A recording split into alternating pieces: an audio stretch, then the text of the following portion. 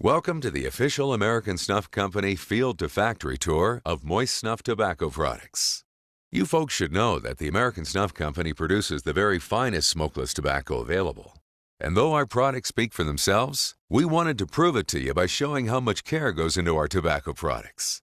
From the farmers in Tennessee and Kentucky who grow and cure tobacco that's used in our products, to our dedicated employees who make each product. So come along with me and I'll show you what I mean. The American Snuff Company has a long history of working with tobacco farmers and purchasing their crops. These long-lasting relationships have been built on trust and respect. We value what these farmers do because we know they care as much as we do about producing the best tobacco possible. Around about late February or early March, our farmers begin to grow tobacco seeds in greenhouses. By May and June, those seeds have grown into plants big enough to transfer into fields. So farmers start getting the ground ready for the transplant by tilling the fields and spreading fertilizers, and then plant the tobacco in rows. Along about 6 weeks or so, before the plants go into full bloom, the tobacco has to be topped. This is done by breaking off the top of every plant, leaving about 16 to 18 leaves on the stalk. After the plants are topped, suckers or unproductive leaves grow out of the top of the plant. Any suckers that break through have to be broken off by hand.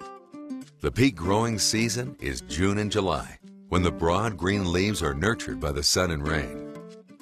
Burley and dark fired are the primary tobaccos in moist snuff and are characterized by the rich color of their leaves. Harvest starts in August and continues on into October. At the beginning of the harvest, the stalks of tobacco are cut off at the bottom and then left on the ground to begin drying. Once the plants have dried enough, workers come along and commence the spiking process, where the stalk of each plant is pierced with a sharp spike that's attached to a stick. 5 or 6 plants are threaded on each stick. Once the stick is full, the spike is removed and the stick is placed on the ground. A scaffold wagon is then driven through the field, and each stick gets hung on it to continue drying. The tobacco is taken to a barn, and each stick is hung on tiers that begin around 10 feet off the ground. Each barn usually has 5 or 6 tiers, each of them being about 4 feet apart vertically.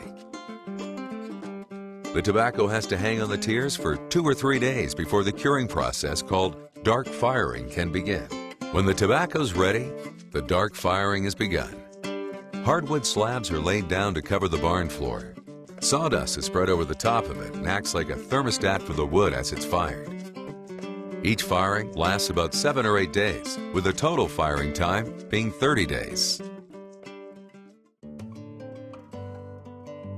After firing, the tobacco is taken down from the tiers and the leaves are stripped from the stalk. They're then packed into cardboard cases and pressed down by hand. Farmers bring these cases to our Clarksville, Tennessee plant, where each leaf is checked to guarantee the highest quality possible and then classified and graded.